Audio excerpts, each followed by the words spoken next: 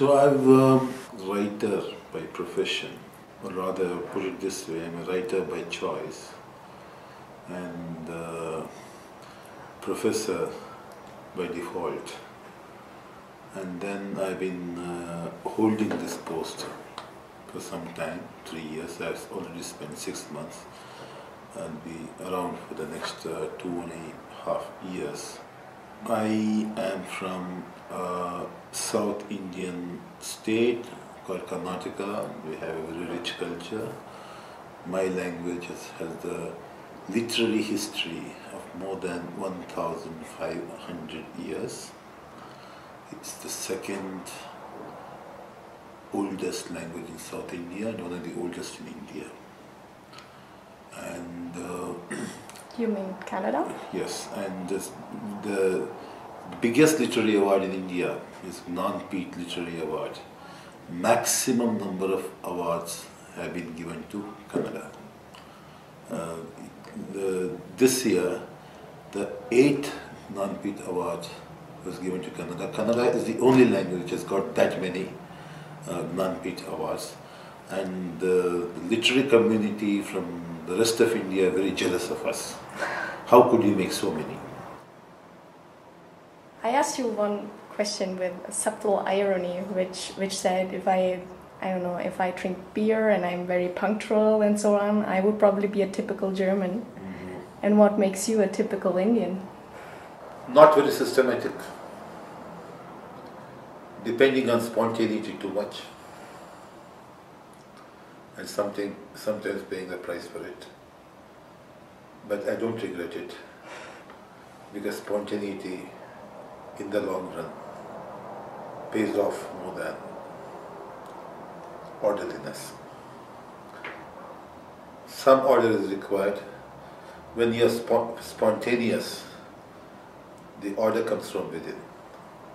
When you are following a system, like most Germans do, the pressure comes from outside. So, this is not a comment on Germans or Indians. I like a quote from Karl Marx. In his book, Poverty of Philosophy, he said, "The disorderliness of an orderly mind is better than the orderliness of a disorderly mind." So this is what makes me an Indian, I think. There has to be a combination of your kind of discipline and our kind of freestyle approach. What I like about Germans is that their interest in things is very profound and sincere. They're not flirting with these areas. They're not superficial. They don't take to anything superficially. They go the whole hog. So this thoroughness, this is one quality I like about the Germans have met with. Another thing I've noticed about Germans, they have a tough exterior, but once that mask comes off, they'll be very informal and very friendly. Much more intimate than, let's say, Italians or... Italians are very wild, Italians and Spanish people. They're very emotional, and British and British people are very prim. Germans are very open that way, this is my impression. पता नहीं folder server लाया कि पता कर अगर folder में जो है वो लेटेस्ट है. India is a country of so many castes and communities, so many tribes, and all of them have distinct cultures. So it's just mind-boggling variety. So you're also trying to promote this? We have to see what are common things and which could be the most representative. We can't say this is the representative Indian dance form.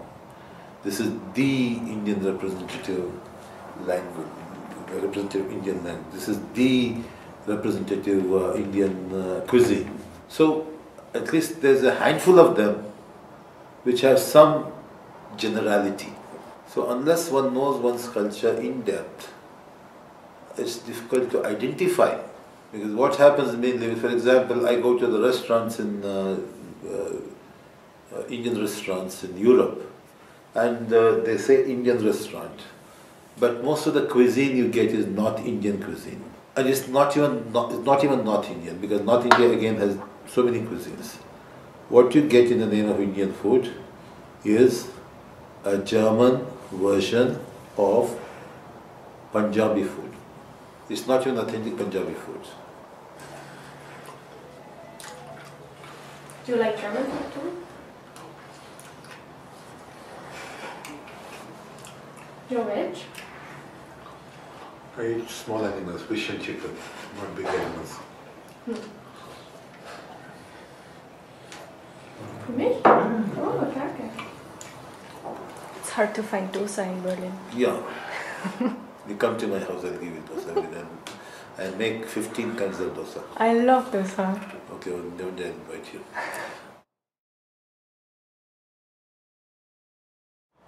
I think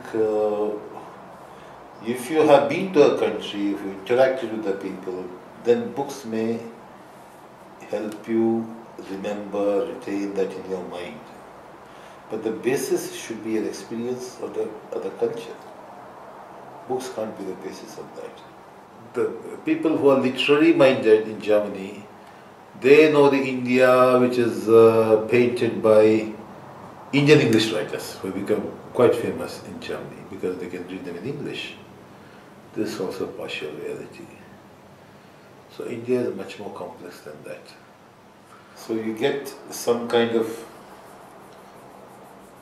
essence.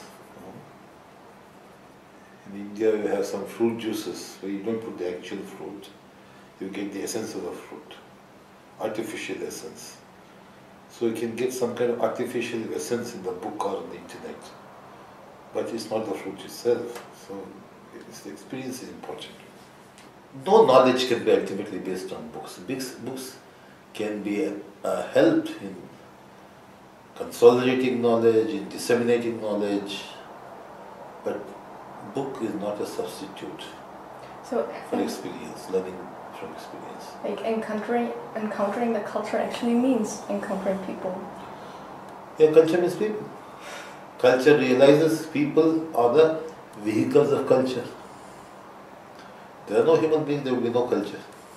It's not that culture comes first and then human beings. Mm-hmm. Students, particularly in Europe, they get enough money from the institutions to go abroad and travel and encounter the culture at first hand. And also interact with the people. Interact with the people, that's important. Yeah. And it's very important. I think this should be part of any high school or graduate program all over the world. Otherwise we grow up into, frogs in the well. Because the frog is in the well, it thinks that the well is the whole world. To go beyond the stereotypes,